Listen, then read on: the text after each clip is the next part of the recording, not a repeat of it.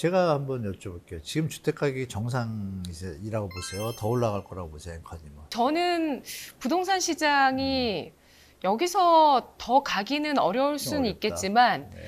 그래도 장기적으로? 중장기적으로 생각했을 네, 때는 네, 맞아요. 우상향할 거라고 정확하십니다. 보였죠. 예. 여기서 더 치고 올라가긴 어렵겠지만 예. 중장기적으로 상향한다. 맞습니다. 정확합니다. 네. 그러면 지금은 조정기간이라는 얘기잖아요. 결론적으로. 그러면 조정기인데 조정기 직전에 꼭지인 집값을 청년들한테 80%로 분양해 준다는 건 좋은 뜻 같아요.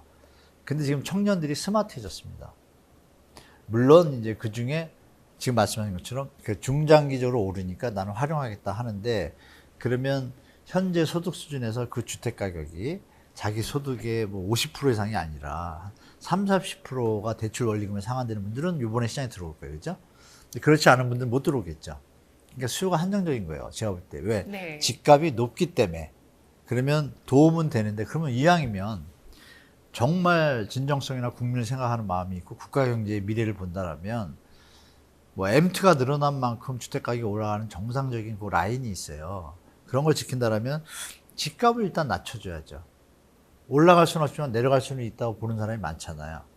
그럼 내려간 상태에서 그 태도가 나오는 게 진정한 젊은이를 위한 정책이라고 생각해요, 저는. 굳이 올라간 집값을 사가지고 금리도 5년 뒤에는 변동성인데 이건 좀 고정을 해줬으면 좋겠는데, 그러니까 젊은이들한테 좋은 것 같지만 그러면 40, 50대한테는 왜 안 해주죠? 그러니까 뒤에서 사줄 사람이 있어야 시장은 존재하잖아요. 뒤에서 사줄 사람이 없어지면 시장은 거의 일단은 정저점을 찍은 거예요. 그죠? 저점을. 그 저점을 막기 위해서 던진 정책이라고 볼 수밖에 없어요. 저는 솔직히. 주택 가격이 내려간 다음에 정부가 이 정책을 쓴다면 좀 박수 칠 것 같아요. 그래서 그런 부분에서 장단점이 있다. 양면의 칼날이다. 네. 다만 소득이 여유가 있는 분들은 말씀 주신 대로 중장기적으로 볼 때는 중간에 조정기에는 조금 가슴이 아프겠지만 나중에는 정상 가격을 회귀를 하니까. 근데 그런 논리라면 주식시장이 필요가 없죠. 주식 샀다가 팔았다, 항상 쌀 때 샀다가 비싸게 팔았다 모르고 가치성장주는 그거 볼 필요 없이 10년 들고 와라 이런 얘기 있잖아요. 그럼 10년을 버틸 수 있는 사람은 문제가 없고 10년을 버티기 힘든 분들은 약간의 투기 심리가 가세되면 낭패를 볼 수가 있는 시장인 거죠. 그래서 양면의 칼날이니까 우리 시청자분들께서, 젊은 분들은 특히 본인이 욕심이나 어떤 뭐 투자 이런 투기 개념이 있다라면 조금 신중하게 접하셔야 되고, 본인이 자녀가 생긴다든지 뭐 이런 것들을 감안할 때 나는 이 집에서 한 10년 살 거야, 이렇다라면 저는 뭐 적극적으로 하시는 거 권해드리고 싶어요. 아파트 공급량 전망은 어떻게 되고 있을까요? 공급량에 대해서 이제 여러 보도들이 많아서 좀 혼동스러우실 텐데요.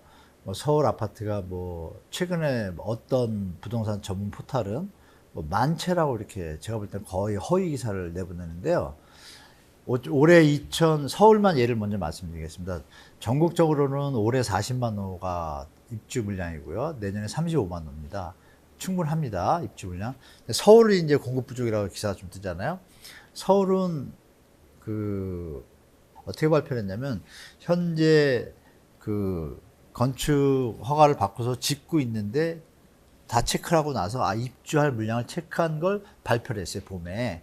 그 물량이 이제 38,000호였습니다. 38,000호. 2024년이 38,000. 2025년이 52,000호였어요. 그런데 갑자기 9월 달에, 9월에 다시 발표를 합니다. 다시 발표를 하는데 그때 갑자기 28,000으로 줄어요. 서울의 아파트 입주가. 28,000? 근데 기사가 28,000으로 준다고 나와요. 근데 최근에 또 10,000개까지 또 제가 볼 때는 과장 기사가 나오는데, 이미 38,000개, 28,000개, 10,000개가 줄잖아요, 갑자기. 이게 뭐냐면 여러분, 둔촌주공이에요.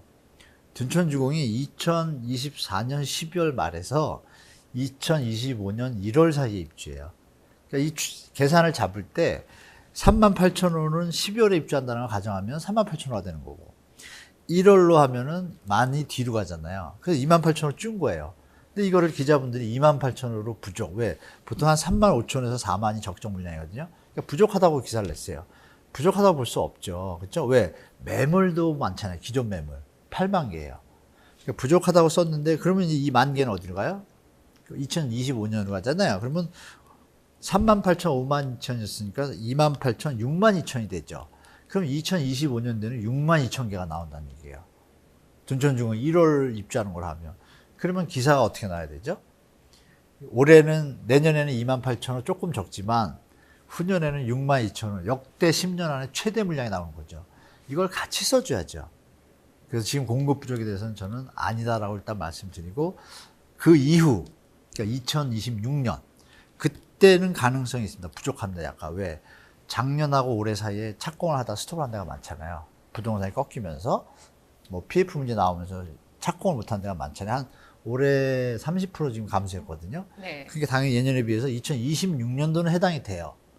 그러면 2026년도에 대해서 기사는 써야 되는데 지금은 내년 후년으로 자꾸 얘기를 해요. 이건 가짜 기사고 2026년, 7년은 부족한 현상이 나타날 수 있거든요. 여기서 이제 사례를 말씀드리면 이걸 가지고 2009년도, 10년도 보도 기사를 제가 여러분이 한번 찾아보세요. 똑같아요. 분양 막 대박 막 터지고 그리고 2년, 3년 뒤가 언제냐면 2011년, 12년이에요. 13년. 이때 서울하고 수도권에 그 전에 지금 우리가 말한 공급 부족으로 집값 오를 거다라는 그 아파트를 분양받은 분들의 아파트들이 입주할 때 서울 수도권의 마이너스 피가 40에서 50%입니다. 정확한 팩트예요. 공급이 적었는데도요. 네. 네. 왜 그럴까요? 이미 살 사람은 다 산 거예요. 이 과정 속에서. 그래서 이 속에서 공급 부족으로, 자, 공급이 만약에 30% 줄었어요. 수요가 40% 줄면 더 내려가죠. 그러니까 자꾸 공급만 갖고 보시면 안 된다 이거죠. 아까 말씀드렸던 수요 공급에서 경제 상황에서 다른 요인도 같이 보는 것처럼 요즘 시장은 이제 다 같이 발전할 때가 아니잖아요. 경제 상황이 믹스돼 가지고 같이 봐야 되는 시장인 거예요. 이때 경제가 살아난다면 공급 부족에 대해서 금리가 낮춰준다라는 조건이 있을 때 공급 부족의 효과가 있는 거죠. 근데 만약에 금리가 그때도 그대로고 경제도 나아지지 않고 소득도 안 늘면 어떻게 쫓아갑니까? 이거 같이 보시라고 말씀드리고, 그래서 내년 후년은 공급 부족은 절대 아니다라고 분명히 말씀드리고, 그 3년 차는 공급 부족은 맞다. 그러나 그때도 시장 상황이 어떻게 될지 감히 단언하기 어렵다라고 지금 경제부를 볼 때 그렇게 말씀드릴 수 있겠습니다. 총선을 앞두고 있습니다. 여기에서 아무래도 그동안 또 정권의 주요 이슈들 가운데서 부동산을 빼놓을 수 없었던 만큼 부동산 정책이라든지 이런 것으로 또 이슈몰이를 할 수 있다는 예상도 가능하고요. 주목할 부분이 있을까요? 총선 앞두고 또 일기 신도시 특별법도 이제 나왔잖아요. 그것도 뭐 제가 저 부정적이라고 그러지 마시고, 원래 기획 출신들은 부정적인 걸 체크를 해야 그 다음에 긍정적인 시나리오를 찾을 수 있어요. 그래서 우리 여러분도 제가 이렇게 약간 비관적이라고 보실 것이 아니라 리스크 체크라고 판단하시고 들으시면 좀 편하실 거예요. 일기 신도시는 어떠냐면 지금은 노후주택 계획 특별법이잖아요. 일기 신도시법이 아닙니다. 일기 신도시가 해당되는 거죠. 그러면 이게 얼마나 급조된 법안인지를 판단하셔야 돼요. 실행 가능성하고. 처음에 일기 신도시 특별법으로 나왔었죠. 대선 공약할 때. 그래서 이제 100일 만에 원희룡 장관이 발표할 때 일기 신도시 공약에 대해서 주민들의 어떤 얘기가 있으니까 2024년 말까지 마스터 플랜을 잡겠다 그랬어요. 그때 난리가 난 거예요. 주민들도 난리가 났는데 어디가 난리가 났냐. 상계동, 노원에 있는 아파트나 압구정동에 있는 아파트나 목동에 있는 아파트가 더 먼저 줬거든요. 난리가 난 거예요, 이분들이. 뭐 하는 거냐. 연기 신도시인 우리를, 그러니까 신시가지라고 하는데 그거를 연기 신도시급인 우리를 놔두고 왜 일기부터 해주냐 이거예요. 벌써 반발이 나니까 이름을 급하게 바꿔요. 뭘로? 노후주택단지로. 급조됐다는 티가 나잖아요. 그럼 이 노후주택계획특별법에 대한 내용을, 법안이 있잖아요. 법안을 들여다보면 색깔이 나옵니다. 법안의 내용이 어떻게 되냐면 노후주택특별법에 따른 도시의 형태는 어떻게 하냐. 종류가 있어요. 1, 2, 3, 4, 5인데 1번이 뭐냐. 우리가 지금 도정법, 도시및주거환경정비법으로 재건축을 하잖아요. 재개발도 하고. 도정법에 의한 재개발 재건축 단지 1번이, 2번 리모델링 단지, 3번 입지규제 최소구역 단지.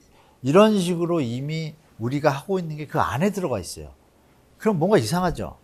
우리가 들은 신도시 단지는 AI로 다 갈아엎고 하는 것처럼 얘기했는데 내용은 그게 아니에요. 지금 법안 내용이. 그걸 가지고 여야가 합의한다는 거예요. 제가 보는 견지에서는 도시계획 전문가는 아니지만 30년 했으니까 도시계획에 대해서 조금 알잖아요. 정말 엉성한 법안인 거예요. 국민들 우롱하는 법안이라고 얘기를 할게요. 아무 내용이 없어요. 가이드도 없고 그냥 모아가지고 오래됐으니까 고친다는 얘기예요. 거기다 나라가 지원을 해준다 이 얘기만 있어요. 그 안에 내용은 가이드가 없어요. 그냥 저희 입장에서는 상당히 황당한 거죠. 그래서 이걸 파악한 그 분당, 일기신도시 분당의 주민들 중에 리모델링 단지는 법을 딱 보니까 이거 뭐 법안 통과되고 지구단위 계획 잡고 이러는데 세월이 많이 가겠네. 잘하면 5년도 걸리겠네. 이런 생각이 드니까 리모델링 단지 하던 조합장님들이 처음에 발표되니까 스톱을 했다가 주민들도 요구하니까 가만히 보니까 내용을 보니까 아니란 말이에요. 시간만 가고 별 이득이 없다고 판단하니까 그냥 지금 들어갔어요. 다. 그러면 리모델링 단지는 그대로 나오게 되죠. 그러면 정부가 애초에 의도한 전체 신도시를 갈아엎고 AI 시스템 이거는 이미 약간 물 건너간 거예요. 그렇죠? 그리고 그 안에 존치지구도 있어요. 어느 지역, 예를 들면 분당의 정자동 가보시면 거기 아파트들이 2003 생각해보세요. 거기 20년 된 주택을 왜 부십니까? 상식적으로. 그게 왜 20년을 바뀌었냐면요. 분당 정자동 거기 좋잖아요. 거의 신도시잖아요. 새로. 왜 그런 느낌이 드냐면 그 주위에 2002년, 3년, 4년, 5년에 입주한 아파트, 새로 입주한 아파트들이 대부분이에요. 거기를 부신다고요? 15년 만에? 말이 안 되잖아요. 그걸 위해서 또 뭐래요? 존치지구가 있습니다. 그러면 제가 드린 말씀에서 이해가 되실 거예요. 전체 그림, 이게 아니잖아요, 벌써. 다 따로따로 움직이잖아요. 그러면 특혜받는 데는 어디예요? 전철역 근처에 정치인들이 던지는 500% 용적률. 거기만 특혜가 갈 수 있다고 보는 거예요. 그러니까 이런 게 엉성한 법이라고 저는 판단되기 때문에, 그리고 마스터 플랜 짜는데 분당 같은 경우에 뭐 단독주택 단지가 원래 분양할 때 더 비쌌어요. 땅값이, 분양가가. 네. 그럼 거기는 어떻게 보상을 해줄 거예요? 이런 여러 가지 문제들이 첩첩산중입니다. 그리고 또 중동이나 뭐 삼봉, 중동 같은 데는, 부천 중동 같은 데는 용적률 일단 200%가 넘는 데가 많아요. 그럼 300%를 해봤자 300% 하면은 50%는 기부 체납이에요, 또. 그러면 250%로 짓는 거 아니에요. 그러면 그냥 이거 없이 그냥 도정법에 의해서 250%를 줘도 돼요. 그럼 똑같이 지을 때를 말씀드려 볼게요. 이거는 300%가 아니라 250%를 그냥 주민들이 지었어요. 땅은 똑같이 원래대로 갖고 있겠죠? 여기는 300%로 늘렸는데 250%만 찾고 50%는 기부 체납했죠. 50%의 땅의 지분이 있을 거 아니에요. 그거는 나쁘게 얘기하면 뺏기는 거고 좋게 얘기하면 국가에 기부하죠. 땅이 줄어요, 늘어요? 똑같은 내용인데 여기 땅이 줄잖아요. 네. 그럼 어느 주민이 이걸 좋아하겠어요? 그러니까 이런 여러 가지 미스미친 내용들이 많기 때문에 제가 이런 얘기 하는 사람이 저밖에 없을 거예요. 아마 대놓고. 이런 내용들이 많다. 물론 뜻은 좋아요. 그러면 좀 더 세밀하고 국가가 국민을 위한다라면 공청회도 한 5년, 10년 잡고, 해외는 다 이거 10년 걸려요. 계획 잡는 데만, 공청회하고. 너무 급조됐잖아요. 부동산 투자와 투기꾼들을 위한 판 같은 느낌이 들잖아요. 이런 거는 이제 대한민국 그만해야 되지 않나는 게 제 생각이에요, 개인적으로. 진짜 원한다면 주민들하고 계속 한 5년 동안 해가지고 20년 미래를 보고 후세를 위해서 가자면 다 박수 칠 거예요, 그죠? 만약 이주단지 얘기도 나오잖아요.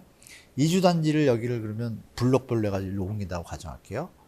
그러면 8개, 10개 단지를 모아서 하는데, 그럼 그 다음 8개, 8개 단지를 모은 거는 그 다음에 해야 되잖아요. 그럼 이거를 이주하고 짓는데 얼마 걸려요? 암만 빨리 해도 5년은 걸릴 거 아닙니까? 그럼 이거는 언제 돼요? 5년 뒤에 시작할 수 있잖아요. 얘는 10년 걸리고, 그 다음 세 번째는 15년 걸리고, 더 걸려요, 시간이. 그럼 저 나중에 단지는 어떻게 돼요? 30년 걸릴 수도 있잖아요. 근데 그냥 현재 법안에서 하면 어떻게 돼요? 주민들이 알아서 하고, 주민들 안에서 정리가 되잖아요. 도정법에 의해서. 30년 지났으니까. 그러니까 이런 문제들이 좀 있다. 그래서 일기신도시가 전체적으로 밀어붙이기에는 여러 가지 산재된 문제들이 있어서 너무 쉽게 이거 올라갈까 생각하지 마시고, 뭐 투자 대상에서 약간 지금은 당분간 정부가 법안은 통과됐지만 실현 가능성의 그 속도와 또 만약에 실현된다 할 때 전체 그 전 단지 분당이 마무리되는 시기를 계산할 필요가 있다. 장기 투자 대상이다 이거죠. 부동산 관점에서 보면. 그래서 너무 장밋빛을 너무 키우지 마시고 차라리 리모델링 단지나 그냥 도정법으로 바로 하는 데들이 있어요. 그런 데들은 투자 관점에서 접근할 수 있지만 내 집 마련이나 그렇지 않고 그냥 투기 관점으로 가셨다가는 오랫동안 시간이 걸리기 때문에 자기가 투자한 곳이 맨 마지막 따지면 어떻게 돼요? 30년 뒤에 시작하잖아요. 이런 것도 다 고려해서 조금 냉정하게 좀 보셔라라고 좀 말씀드리겠습니다.